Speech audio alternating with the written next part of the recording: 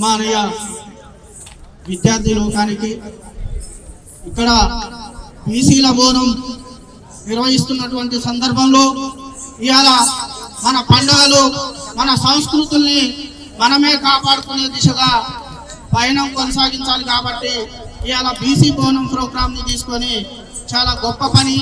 ఈ బీసీ బోనంలో మన కులాల సంస్కృతి అయిన ఒక కుండ కనిపిస్తుంది, డోలు కనిపిస్తుంది, హోటల్ కనిపిస్తుంది.